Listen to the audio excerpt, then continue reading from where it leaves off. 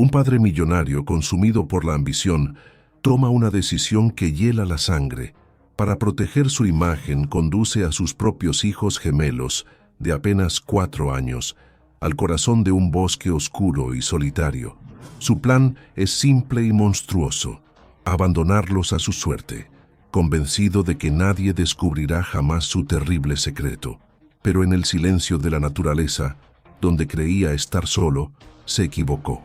Hubo un testigo, un ser que no habla nuestro idioma, pero cuyo corazón late con una lealtad que los humanos a menudo olvidan. Un viejo y humilde burro lo vio todo desde la distancia: la traición, el miedo en los ojos de los niños y el auto que se alejaba sin piedad. Lo que este animal hace a continuación no es solo un acto de instinto, sino una lección de humanidad que sacudirá a un pueblo entero y cambiará el destino de todos para siempre. Quédense y descubran lo que hizo. El sol comenzaba a esconderse detrás de las montañas, tiñendo el cielo de un naranja herido, casi sangriento. En lo más profundo del bosque, donde los caminos de tierra se desvanecen y solo queda el murmullo de los árboles antiguos, un lujoso auto negro detuvo su marcha. El silencio del lugar era denso, pesado, como si la naturaleza misma contuviera la respiración, presintiendo el acto oscuro que estaba a punto de profanar su santuario. De aquel vehículo descendió Damián, un hombre cuya riqueza era tan vasta como el vacío de su alma. Su rostro, impasible como el mármol, no reflejaba ni una sombra de duda, ni un temblor de culpa. Había llegado el momento de ejecutar el plan que su corazón helado había diseñado con una precisión quirúrgica, un plan para borrar de su vida a 2 pequeños seres que llevaban su misma sangre. Del asiento trasero, Damián sacó a Leo y Luna, sus hijos gemelos de apenas 4 años. Los tomó con una frialdad mecánica, sin la ternura de un padre, sino con la eficiencia de quien se deshace de un problema. «Es un juego», les mintió con una voz que no lograba ocultar su desprecio. «Un juego de escondite. Cuenten hasta 100 y papá vendrá a buscarlos». Los niños, con sus ojos grandes y llenos de esa confianza pura que solo la infancia posee, asintieron sin comprender. No veían la maldad que se ocultaba tras la sonrisa forzada de su padre. Para ellos, solo era una aventura más, sin saber que estaban jugando en el borde mismo del abismo, en un tablero donde sus vidas eran las piezas descartables de una partida cruel y solitaria. Leo tomó la manita de Luna, un gesto instintivo de protección ante lo desconocido. El olor a tierra húmeda y a pino llenaba el aire, un perfume extraño que nunca habían olido en su casa de lujos y jardines perfectos. Escucharon la puerta del auto cerrarse con un golpe seco, un sonido que retumbó en el silencio como un martillo sellando un destino. Luego, el rugido del motor, primero cercano, después más y más lejano, hasta que fue devorado por la inmensidad del bosque. El juego había comenzado, pero su padre no volvería. La promesa se había roto en 1000 pedazos, tan pequeños como sus corazones en ese instante. Aunque ellos aún no lo sabían, la soledad cayó sobre ellos como un manto pesado y oscuro, solos. La palabra flotaba en el aire, aunque sus mentes infantiles aún no podían darle forma. El bosque, que antes era un escenario de fantasía, ahora mostraba sus garras. Las sombras de los árboles se alargaban como dedos huesudos y el viento susurraba secretos aterradores entre las hojas. Luna comenzó a temblar, no solo de frío, sino de un miedo primordial, el miedo a ser olvidado. Se acurrucaron juntos, 2 pequeñas luces de vida parpadeando en una inmensa oscuridad, sin saber que su abandono no había pasado desapercibido, porque a lo lejos, oculto entre la maleza, un par de ojos sabios y pacientes lo había observado todo, y eso lo cambiaría todo. El miedo de los niños era un olor en el aire, una vibración que solo las almas más sensibles podían percibir. Y Caminante, el viejo burro de pelaje ceniciento, la sintió como una espina en el corazón. Mientras la última luz del día se rendía ante la noche, él salió de su escondite, no con prisa, sino con una calma solemne, como quien entra en un lugar sagrado. Cada paso era deliberado, cuidadoso de no romper una sola rama que pudiera asustar más a los pequeños. Leo y Luna, acurrucados y temblando, levantaron la vista y vieron aquella figura humilde acercarse. No era un monstruo del bosque, no era la encarnación de sus pesadillas. Eran unos ojos profundos, llenos de una tristeza y una sabiduría que parecían abarcar siglos de silencio y lealtad. Caminante no intentó tocarlos. En su lugar, emitió un rebuzno suave, bajo, casi un susurro, un sonido que no pedía nada, solo ofrecía compañía. Luego, con un movimiento lento de su cabeza, los instó a seguirlo. Desconfiados, pero sin otra opción, los gemelos se pusieron de pie y caminaron tras él. El viejo burro conocía aquel bosque como la palma de su propia pezuña. Los guió a través de la maleza hasta un pequeño claro donde crecían bayas silvestres, dulces y oscuras, que él mismo no podía comer, pero sabía que eran un tesoro para otros. Con su hocico señaló las pequeñas frutas, y los niños, hambrientos, entendieron el regalo. Fue el primer bocado de compasión en un día lleno de crueldad, el primer gesto que les decía que no todo estaba perdido. Después de que saciaron su hambre más inmediata, la sed comenzó a rascar sus gargantas. Caminante, como si leyera sus pensamientos, reanudó la marcha y los llevó hasta la orilla de un arroyo. El agua corría clara y fresca sobre las piedras lisas, cantando una canción de cuna ancestral. Los niños bebieron con desesperación, metiendo sus caritas en el agua fría, y por un momento el terror dio paso a un alivio infantil. Caminante observaba en silencio, su figura recortada contra la luz de la luna que empezaba a filtrarse entre los árboles. No era un simple animal buscando refugio. Se había convertido en un proveedor, en un guía, en un milagro con 4 patas y un corazón inmenso. Cuando el frío de la noche se hizo más intenso y el rocío comenzó a caer, el viejo burro hizo su último y más grande regalo. Se tumbó en el suelo una ofrenda de vulnerabilidad y confianza, y se acurrucó de tal forma que su cuerpo creaba una barrera contra el viento helado. Los niños, exhaustos y anhelando cualquier vestigio de calor, se acurrucaron contra su lomo áspero pero cálido. El aliento de Caminante era una nube tibia en la oscuridad, su cuerpo un faro de vida. Esa noche, mientras el bosque susurraba sus amenazas, 2 niños huérfanos durmieron protegidos por el guardián más inesperado, un héroe silencioso que les devolvió la esperanza. A veces la ayuda no viene de donde la esperamos. ¿Alguna vez un animal te ha mostrado una bondad que te ha devuelto la fe? Si crees en estas conexiones, considera suscribirte. Tu apoyo nos ayuda a seguir encontrando estas luces en la oscuridad. El amanecer llegó con sus dedos de luz, despertando el bosque y revelando los secretos de la noche. A pocos kilómetros de allí, en un rancho humilde pero lleno de vida, un hombre de 75 años sintió una extraña inquietud. Era Anselmo. Su piel, curtida por décadas de sol y trabajo, contaba la historia de una vida honesta, y sus ojos, aunque cansados, brillaban con una bondad infinita. Cada mañana, desde hacía 15 años, su día comenzaba con el saludo de su fiel amigo, Caminante. Pero esa mañana, el corral del burro estaba vacío. No había rastro de él. Anselmo no sintió enojo, sino una profunda preocupación en el pecho, un mal presentimiento que lo impulsó a dejar su café a medio tomar y salir en su busca. Anselmo conocía cada sendero, cada árbol, cada sonido de aquellas tierras. Se internó en el bosque siguiendo no una ruta, sino una intuición, la conexión silenciosa que compartía con su viejo compañero. No tardó en encontrar las huellas.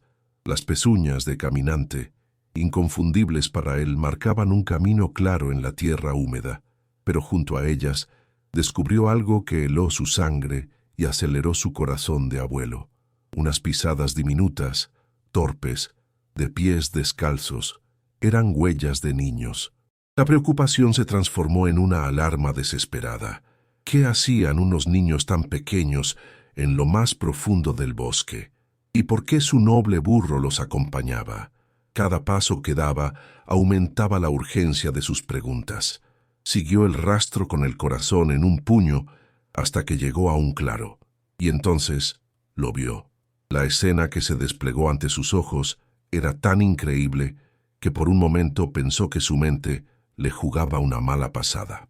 Allí estaba Caminante, su viejo y leal burro, de pie, como un soldado en su puesto de guardia, y a sus pies, acurrucados contra su cuerpo, dormían dos pequeños ángeles, un niño y una niña, ajenos a todo peligro bajo la protección de aquel guardián de pelaje ceniciento.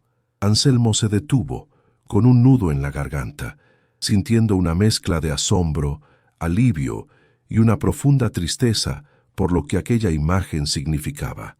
El abandono era evidente, la soledad de los niños era palpable. Se acercó despacio, con la misma delicadeza que Caminante había mostrado horas antes. No quería romper la paz de aquel santuario improvisado. Cuando los niños despertaron y vieron su rostro arrugado por el tiempo, no gritaron.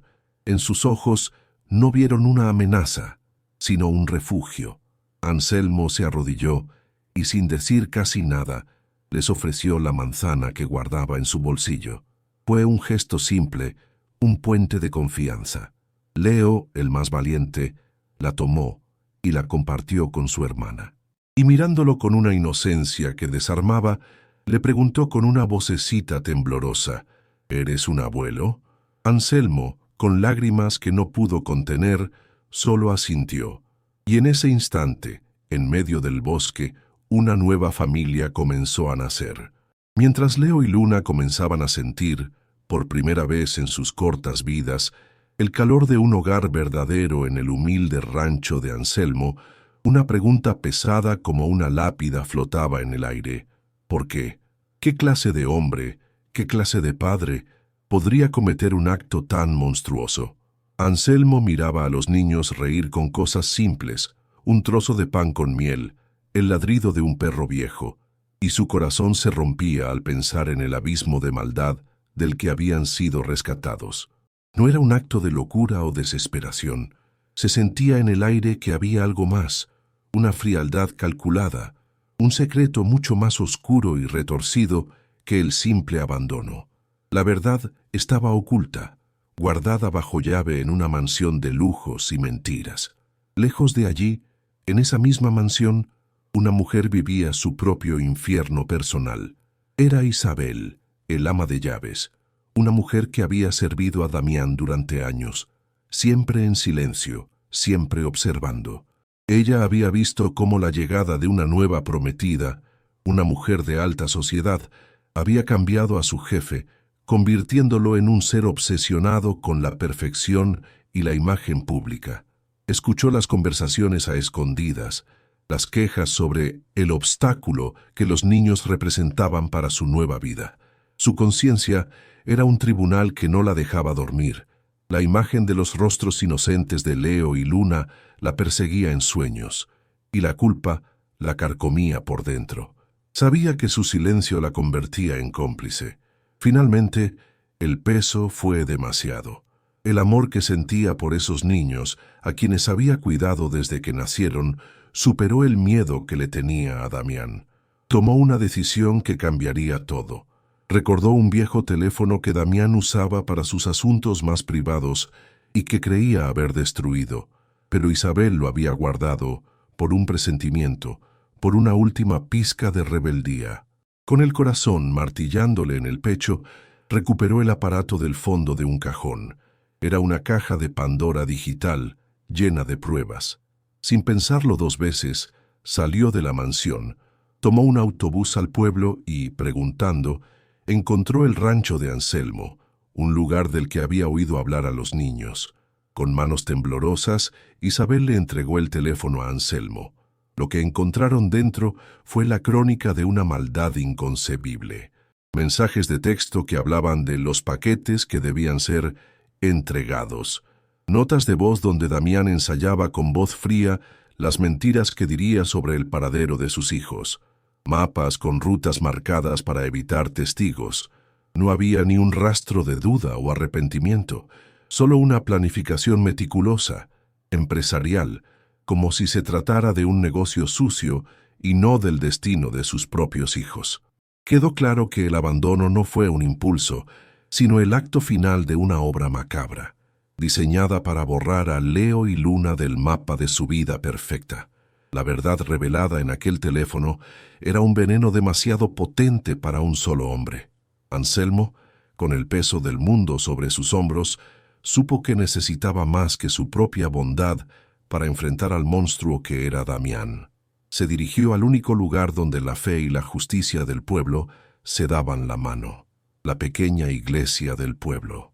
Allí le confió el terrible secreto al padre Gabriel, un hombre cuya sotana no le impedía tener puños de luchador cuando se trataba de defender a los inocentes.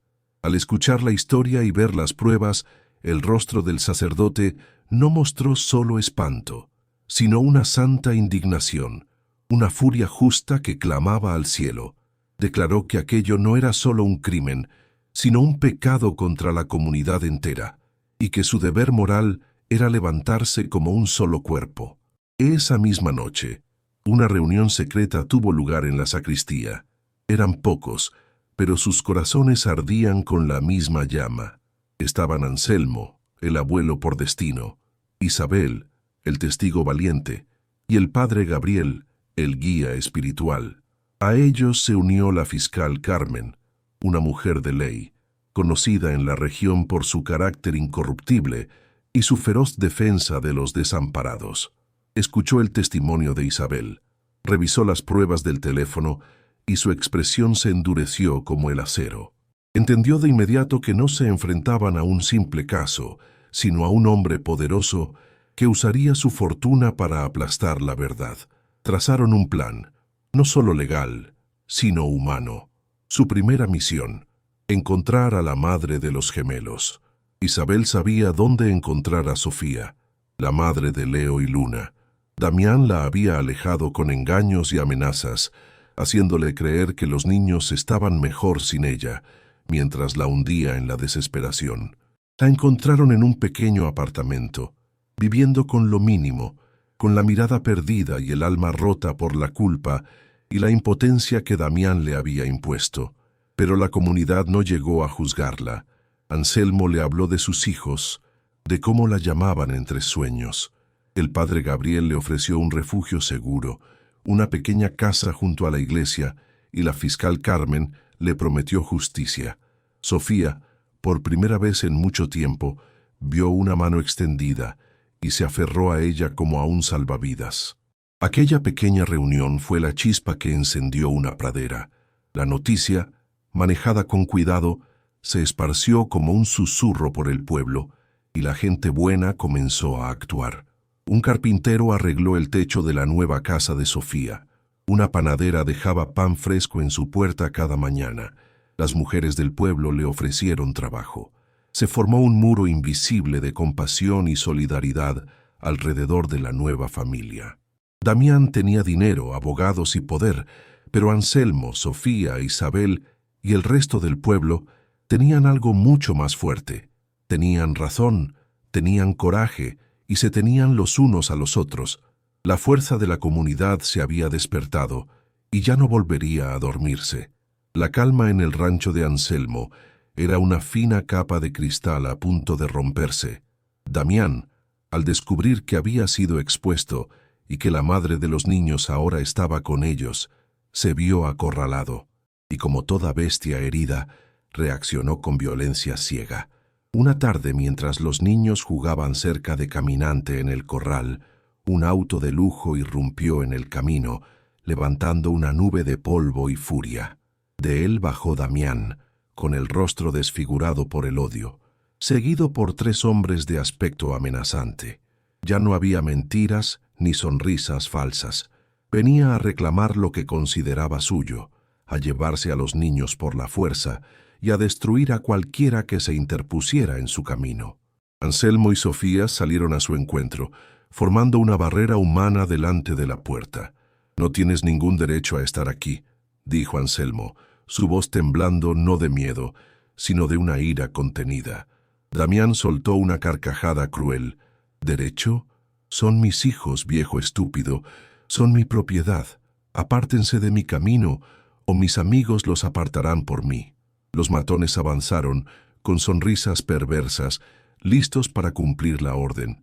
Por un instante, el bien pareció frágil, indefenso. La vejez y el amor de un abuelo contra la fuerza bruta del dinero y la maldad. La esperanza que tanto había costado construir estaba a punto de ser aplastada bajo las suelas de sus botas. Pero Damián se había olvidado de un testigo. Se había olvidado del primer guardián.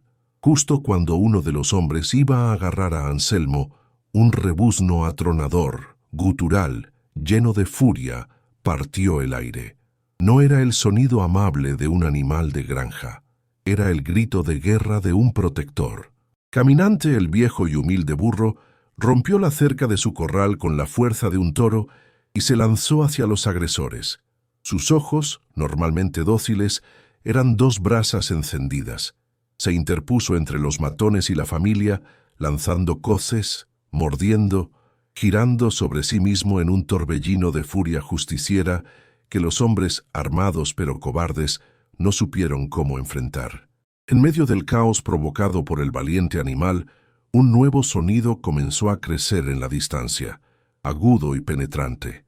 Sirenas, cada vez más cerca, cada vez más fuertes. Era la justicia que llegaba. La fiscal Carmen, anticipando una jugada desesperada de Damián, había mantenido una vigilancia discreta sobre el rancho. 2 patrullas de policía llegaron al lugar, bloqueando la salida. Los matones se detuvieron en seco. El rostro de Damián se transformó del odio a la incredulidad y finalmente al pánico del que se sabe atrapado.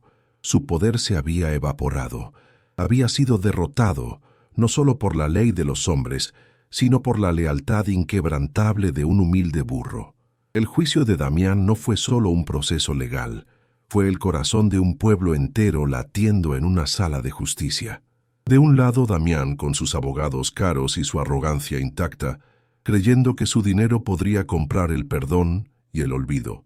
Del otro, la fiscal Carmen, armada no solo con la ley, sino con la verdad irrefutable contenida en aquel viejo teléfono. Estaba el testimonio valiente de Isabel, la presencia digna de Sofía y la mirada serena de Anselmo. Y aunque no pudo estar allí, la historia de un burro héroe llamado Caminante resonó en cada rincón de la sala, como una leyenda que avergonzaba la soberbia del acusado. El juez escuchó todo, y su rostro se convirtió en el reflejo de la conciencia colectiva. El veredicto llegó como una lluvia fresca, después de una larga sequía. El juez, con voz firme, declaró a Damián culpable de todos los cargos. La sentencia fue implacable: años de prisión, la pérdida total de la patria potestad y la obligación de pagar una indemnización y una pensión vitalicia que aseguraría el futuro de los hijos que él había tratado como basura. Por primera vez, la máscara de poder de Damián se resquebrajó, revelando al hombre pequeño y patético que siempre fue. La justicia de los hombres había hablado, y su martillo había caído con la fuerza de toda una comunidad unida, demostrando que ninguna muralla de dinero puede proteger a un alma podrida. Pero la verdadera justicia, la que sana el alma, llegó con la última parte de la sentencia. El juez, mirando directamente a Sofía y Anselmo, otorgó la custodia permanente de Leo y Luna a su madre, bajo el amparo y guía del anciano ranchero, reconociendo el lazo de amor como la única familia real. Y decretó la condición más importante: Damián jamás podría acercarse a ellos. Cualquier contacto futuro solo podría ser iniciado por Leo y Luna, si ellos, y solo ellos, al alcanzar la mayoría de edad, así lo desearan. El poder les fue devuelto. Su destino ya no sería escrito por su verdugo, sino por ellos mismos. En ese momento, la justicia no fue un castigo, fue una liberación. Los meses pasaron. En el rancho de Anselmo, la vida floreció. Leo y Luna corrían por los campos. Sus risas eran la melodía más dulce. Sofía encontró trabajo y, más importante, encontró su fuerza. Y Caminante, el viejo burro, pastaba tranquilo bajo un árbol, siempre cerca, siempre vigilante, el héroe silencioso de esta historia. ¿Cuántas veces juzgamos lo que no entendemos? ¿Cuántas veces la nobleza se esconde en el ser más humilde? La de ellos es la prueba de que el verdadero hogar no se hereda, se construye con los ladrillos del amor y la lealtad. Gracias por acompañarnos hasta el final de este relato. Dinos en los comentarios desde qué país y a qué hora nos escuchas. Tu compañía en esta jornada significa mucho para nosotros. Y si esta historia te conmovió, suscríbete y compártela. Ayúdanos a que el mundo nunca olvide que los verdaderos milagros a menudo tienen 4 patas y un corazón leal. Y así, con el corazón un poco más cálido, llegamos al final de este relato. Gracias de verdad. Gracias por quedarte con nosotros hasta el último segundo. Tu tiempo y tu sensibilidad son el mayor regalo que podemos recibir. Nos vemos en el próximo video.